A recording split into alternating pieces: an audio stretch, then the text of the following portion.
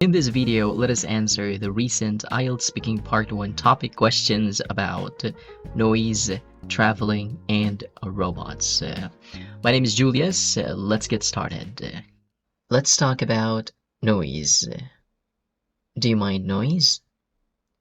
Yes, I do, because I'm a very sensitive person. I hate the continuous barking of dogs in our neighborhood as they are too distracting. I cannot concentrate on my work, especially since I'm working from home these days. Although I use acoustic foams to deaden the noise, I still get distracted by it. It irritates me, honestly. Well, that depends on the types of noise. I don't mind if the noise is bearable. However, if the noise is too loud or irritating, that's when I really mind. I either tell the person who causes that noise, as he might not be aware that it's distracting, or I simply leave the place.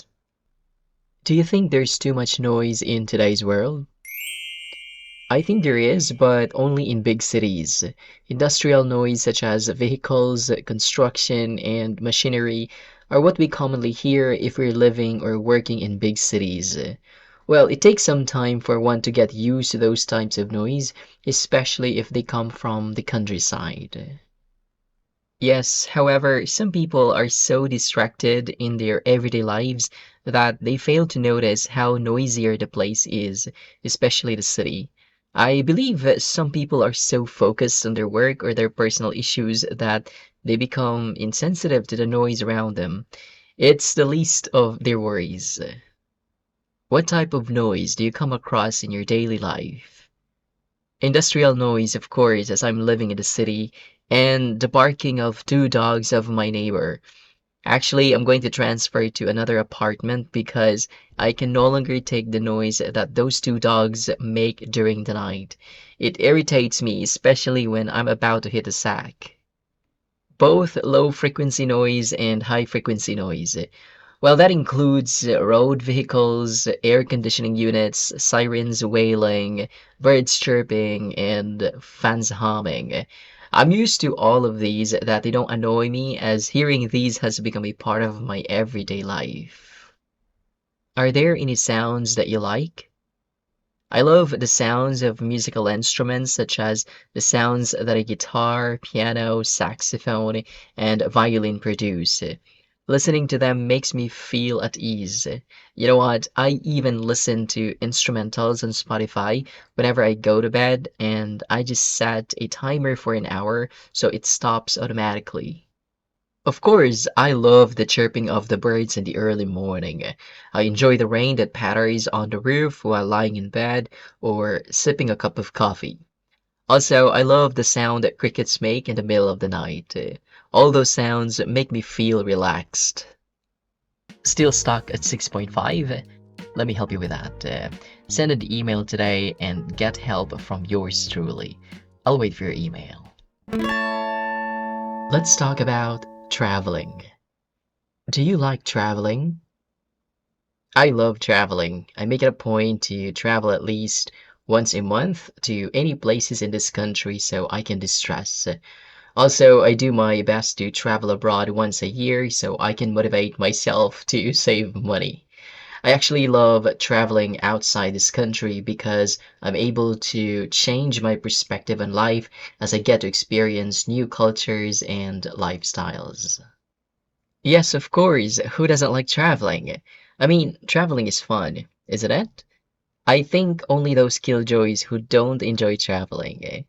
Anyway, I travel from time to time as long as I'm free because traveling gives me more energy and reasons to keep exploring life. How often do you go traveling? As I said, once a month if it's a local trip, and once a year if it's international. Of course, I would really love to travel as much as I can. However, my savings don't allow me to. But anyway, I'm not complaining as I still get to travel. I'm still privileged. You know, not all people in the world have the means to travel. Well, several times a year. I used to travel a lot in the past because of my previous company. I had to go on business trips with my seniors, and if I had some extra time during those business trips, I was allowed to explore the place where we held meetings. That was actually fun. Where do you usually travel? I'm not a typical traveler. I visit those places that are off the beaten path because there's more excitement and surprises. But I'm not saying that I don't visit those places that are popular among tourists. I do visit them as well. However, I just find those places that aren't popular more exciting. Well, normally to some common places such as beaches if I want to breathe fresh air, mountains as well if I want to be close to nature, and shopping malls. Just last weekend, I went to one of the best shopping centers in the capital that's popular among tourists, and I splurged on clothes and shoes. How do you feel when you're traveling? I think it's never enough to only use one adjective to describe the feeling that I have when I travel. Of course, I feel happy, thrilled, anxious, exhausted, reinvigorated, blessed, grateful, and many more. Like I said, it's hard to pick a single word to describe my feelings whenever I go on a holiday. I always have mixed emotions. Well, like everybody else, I feel happy and excited because I get to experience something new in my life. But there's no denying that some negative feelings exist, such as anxiousness, confusion, and the like, especially when I encounter a challenge during my trip. Also, exhaustion can be felt after a day of exploring different places. Let's talk about robots. Are robots important? I believe so. The invention of robots helps manufacturing industries thrive since the production of products increases.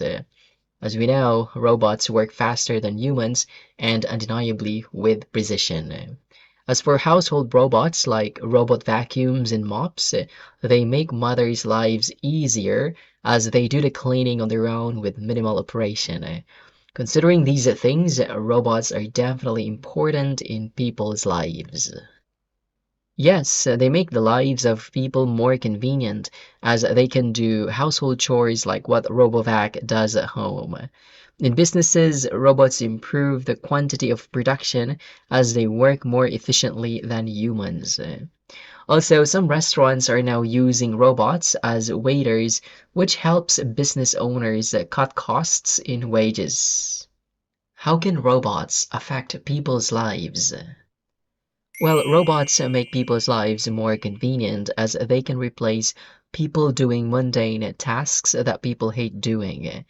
From a business perspective, robots increase the quantity of item production with minimal errors compared to laborers.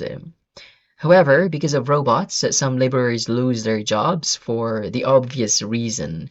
They can't produce items as fast as robots. I see both positive and negative impacts of robots on people's lives. People's lives have become more convenient because of what robots can do, from cleaning the house to cooking, from understanding complicated mathematical computations to creating computer programs, and from increasing production to achieving the best quality production. But the negative impact is that people become so reliant on robots that they stop developing their skills, whereas some people are laid off because they're simply replaceable by robots. Are you interested in robots? Unfortunately, I'm not keen on robots except for robot toys. I think that's because I'm not a techie person. But if we talk about robot toys, well, I love them. I still keep my robot toys that I played with when I was a kid. I still have with me my Transformer robot, Wally, and Lego Star Wars. Yes, I am. I'm super fascinated with how robots are programmed. In fact, I studied robotics in high school and I learned how to make one with the help of my teacher. That was an unforgettable experience. These days, I watch some documentaries about robots, and my knowledge about robots has truly broadened. Would you like robots to work at home? A big yes. I would love to have at least one robot to help me complete all household chores. That would be great, and my life would surely be more comfortable. I don't know who wouldn't want to have a robot that would do all the household chores at home. I believe all of us want to have one. Of course, who wouldn't want to? If I had one or two, I think I'd be able to maximize my time and use it more productively as I would no longer do repetitive tasks. Instead of doing those typical tasks, I could use a robot to do those things for me. And I would do something else that would simply improve myself personally and professionally. Do you want to take a car in which a robot is a driver? Not at all. Like I said earlier, I'm not a techie person.